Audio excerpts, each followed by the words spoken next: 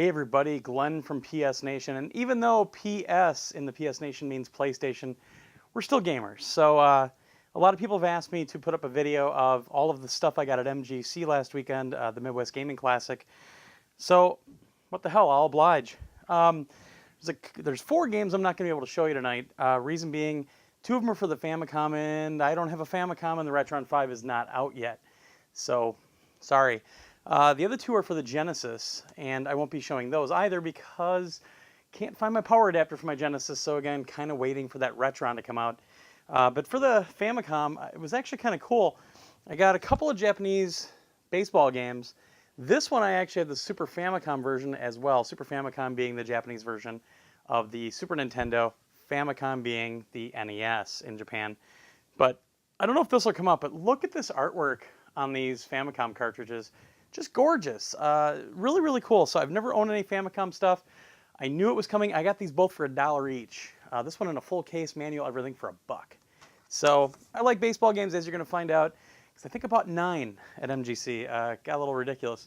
For the Genesis, picked up RBI Baseball 94, which plays way better than that new one that just came out on the web and on iPad and way overpriced on PS3 and Xbox 360. This is actually a pretty good game. This is one of the better ones in the series. And I got it really cheap, $2 in the case, manual, everything. And also, I own this game, but I got it full in the box with the manual and everything, so I bought it because I got it again for $6, Subterranea, which is kind of a shmuppy game. I think it's where you can go all directions. I haven't played it yet because, like I said, my Genesis has no power. So, let's get on to the rest of the stuff. I bought 20 games total at MGC, so I went a little nuts, but a lot of them I got for great prices, and I even filled in a couple of them on my list. So first up, Twinbee for the PC Engine. This game is a Q-'em-up, what everybody calls a Q-'em-up. It's a vertical shooter. There's a whole series of Twinbee games. Actually, you'll see one later on the Super Famicom. This was one I really wanted to get. I got it very, very cheap. I couldn't believe I got it for how cheap I did. Manual, everything is in perfect shape. This is on a chip. So TurboGrafx and the PC Engine, which the TurboGrafx is known for as in Japan, a lot of the games weren't on cartridges. Instead, they were on chips. So they're about credit card sized, as you can see. And that's the entire game.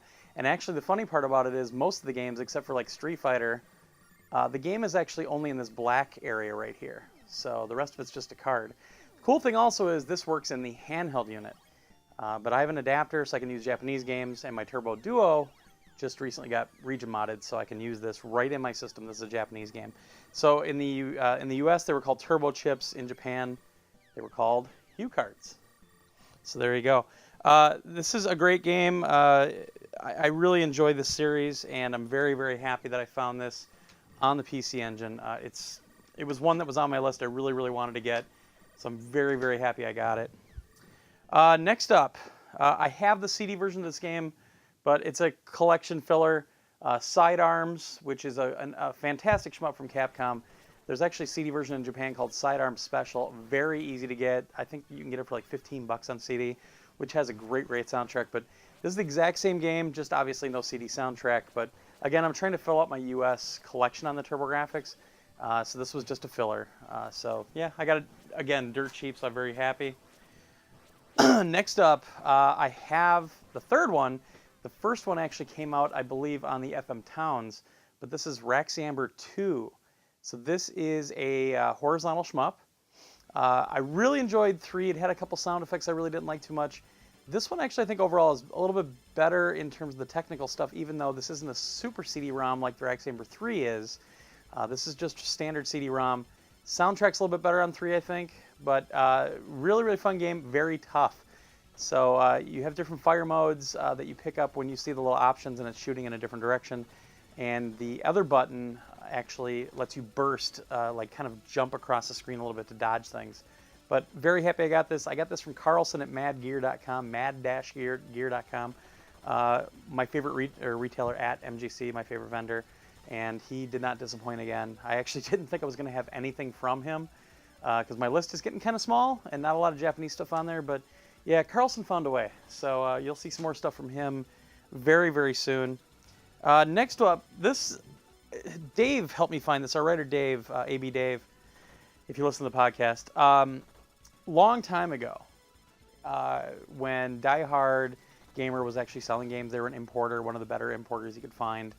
I was a youngster living in Wisconsin, didn't really have any access to any real Japanese import stores anywhere else. Like I think there were probably one or two in Chicago, but I mean that was how many hours away. So I had bought a couple of Japanese CDs from Die Hard, and they were both used. So I got Red Alert or Last Alert, one of the two, because they changed the name in the U.S.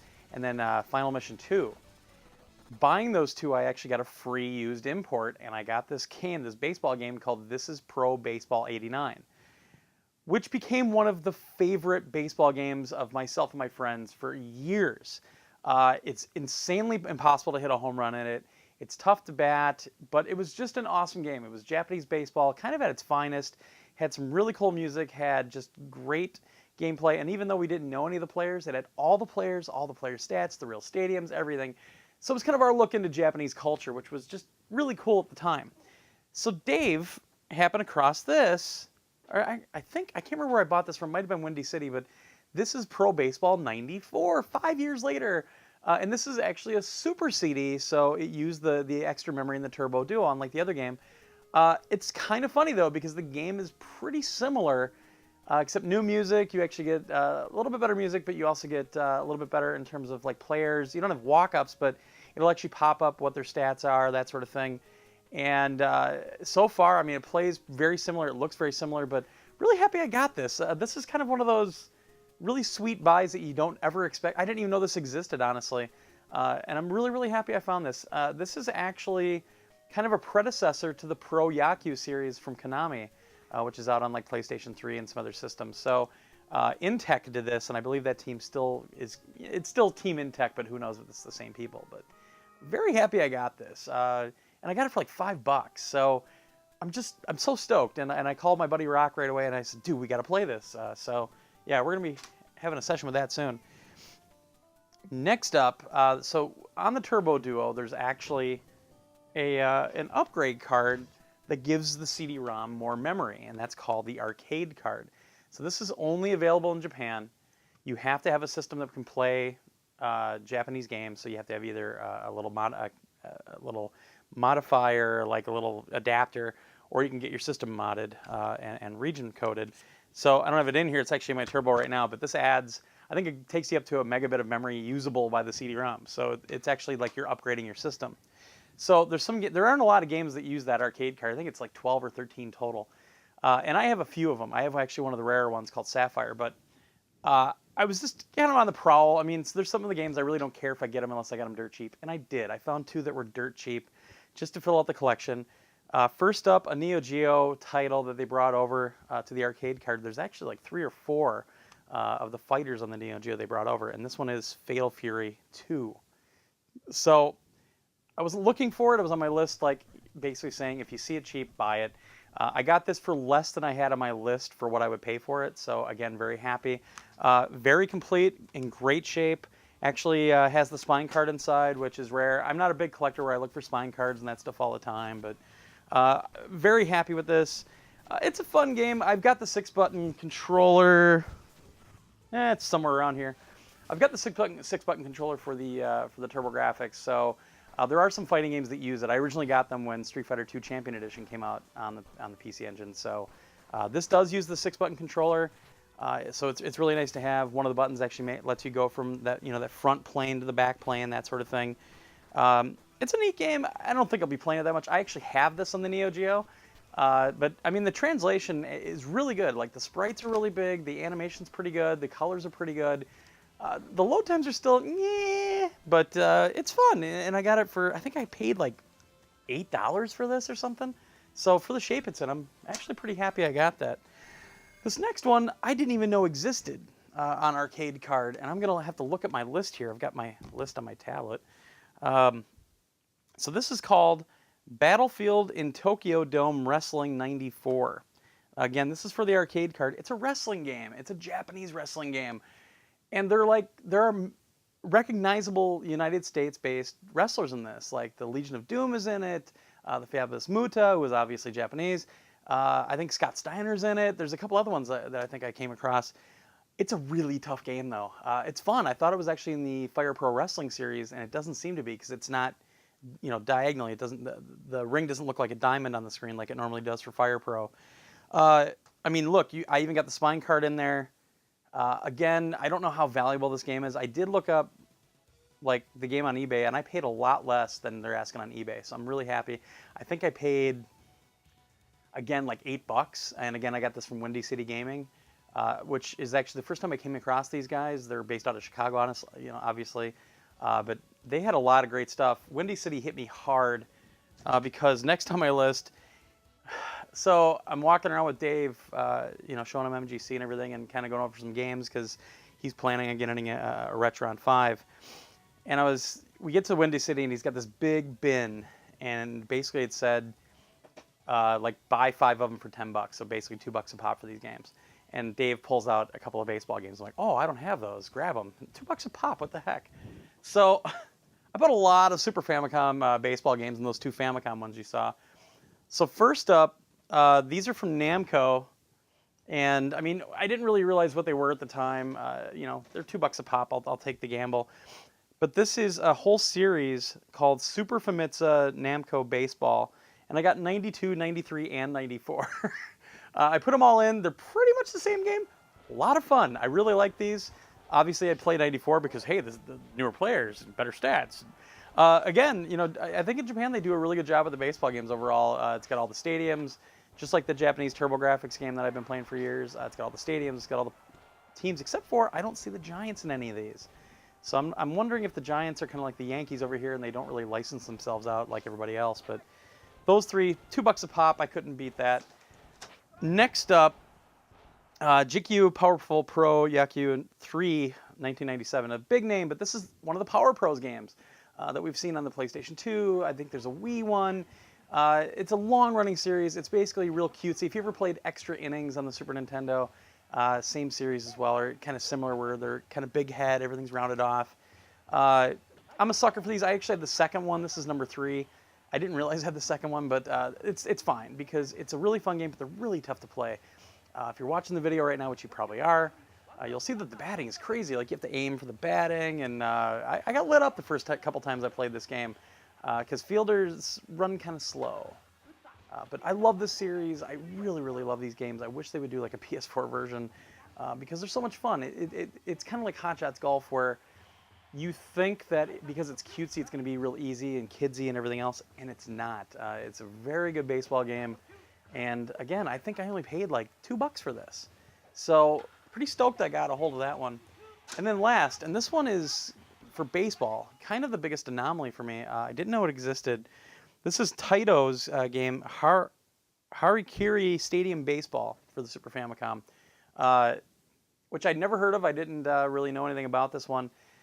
As you can see in the video, the batting perspective is way different. The ball comes in at these weird angles, big characters. I barely could hit the ball. I had a really hard time getting used to the batting. The pitching's pretty cool. It's pretty standard and that sort of thing, but a very different perspective. And I think like when you get out to the outfield, the players are huge and it's pretty cool. Also, one thing I forgot about Power Pros, I think it was, it's either Power Pros or the other one. You actually use the face buttons like you do in modern day games like MLB, where you hit like X for second base and Y for third base, which was kind of cool. But anyway, so going back to this. I'd never played this before. I'd never seen this game before. This was definitely a new one. Again, $2 I paid for this from Windy City. It was very, very dirty. A lot of them were, but I cleaned them right up with the old magic eraser and rubbing alcohol. I don't know if I'm going to play this one very much. I will show this to a couple of my friends, but the gameplay on this is pretty crazy. Again, all the teams. And this actually had, I believe this is the one that had a bunch of the U.S. teams, but it wasn't like the New York Yankees. It just said New York and it had pinstripes. And it had like Los Angeles and it had the blue and the color scheme from the Dodgers, which I thought was just weird. So it had Japanese teams and it had some United States teams. So a very odd game. I'm really glad I found this because I never knew about it. And that's it for baseball. So next up, I talked about it before. So this is Super Fire Pro Wrestling 3. So Fire Pro Wrestling for the Super Famicom. I was pretty stoked to find this. I got this for $4. This is a great series. It's known for being, at least nowadays, it's known for being very, very customizable. You can do a lot of things with it. The PlayStation 2 game is one of the more definitive ones, I think, where you can make up all kinds of stuff. People do like WWE packs for it and everything. This is the same series, so the ring looks like a diamond. Insanely tough to play, and they always are. But I couldn't pull off a move. I was just hitting the guy all the time. Whenever I would grapple, he'd get me. But really cool. I had never played this on the Super Nintendo before, Super Famicom, and I think it's pretty cool. I'm happy I got this, again, for pretty cheap. I probably won't play this very much, but it's still fun to have, and I've got some friends that are really into the Fire Pro Wrestling series, so this is kind of one of those things where you can pull that out and kind of compare it to the other ones that we have. But yeah, kind of another little surprise for me. Next up, this actually was on my list, and I was very happy when I got it because my old, Mark Sanger, everybody knows Mark Sanger if you've been around for a while. Mark and I have been talking about this for a while before MGC, and I actually found this. I think I got this from Carlson, and I got it for an insanely good price. So this is Poppin' Twinbee Rainbow Bell Adventures. So Twinbee, like I said before, there was a series of shmups. It's a very cutesy game. This, though, this is a platformer, and a very good platformer at that. If you look at the video, and actually if you watched our Retron 5 video from before, there was some gameplay in there. This is a fantastic game, and I got it dirt cheap. I'm so happy I got this. I didn't even see this when I first went by Carlson's booth. I didn't even see anything I wanted. I went back later, and all of a sudden I was like, "Ooh, I want that. Ooh, I want that. Oh, I want that, and I want that." And then Carlson said, "Oh, and you want this and this and this too." So we'll see those later. But fantastic game. It plays wonderfully. It's so cute. It's so funny. Very, very cool game. I'm hoping when I get farther into it, it's got battery backup in it too, which is really cool. And as we saw in the Retron, the upscaling and everything on this, it looks fantastic on the Retron. So I'm really stoked to play this. This is one of my best finds of the show. I was just super psyched that I got this because I really, really wanted it bad. Next up, so Josh and I, we got to MGC a couple days early. And there's a used game store down the street from where MGC is called Mega Media Exchange. They're a chain up here in Wisconsin. So we decided to run down there. The problem is we found out that Mega Media Exchange actually, if they get anything good in, they just put it up on eBay right away. So you're never going to find anything like good or rare or anything just worthy of like, oh my God, I can't believe I found this in a game store. They don't do that anymore. But neither of us had these two games, surprisingly enough. I don't know where my copies went, but for $2 each, we got NHL Stanley Cup.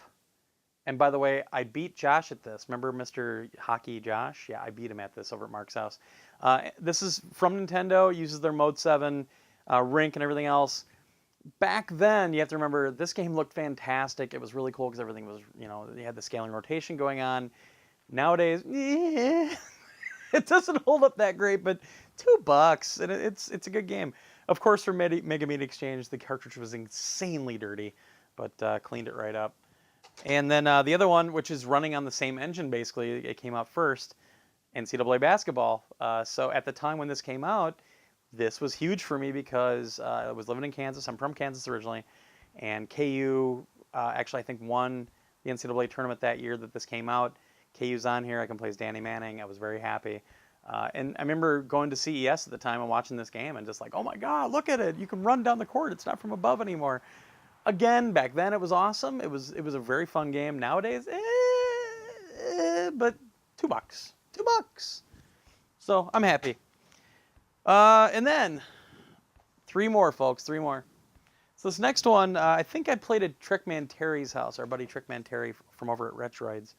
I really like the arcade game, and this is a fantastic translation. This is Arkanoid Do-It again, because I think the original Arkanoid was called something like Arkanoid Legend of Do, I believe. So it's a breakout game, but there's a story in a breakout game. You're breaking bricks, but there's a story. But beside that, it's a great game. It's really fun. I got it really cheap. I got it for like, I think, $10 or $8 or something like that. In the box, complete manual, everything. Because we need a manual to tell us to go back and forth with a paddle, and Anyway, break bricks. Very, very cool game, though. The music's excellent. The graphics are great. Gameplay's great. It's really fun. So if you like the old Breakout type games, grab this game, Arkanoid. It's very easy to find on Super Nintendo, and very, very worth having. And then this next one. So our buddy Trickman Terry owns this game. I did not know he owned this game. And our friend Carlson from over at mad-gear.com said, I need to get this game. And I got it really, really cheap. He gave me an awesome deal on it, which I'm so grateful. This, again, is probably in my top 3 or 4 finds for the show. So it's called Cosmo Gang. And what this is, you can see it right there. It's Galaga, but it's a cutesy Galaga. It's actually from Namco, so it's a real Galaga game.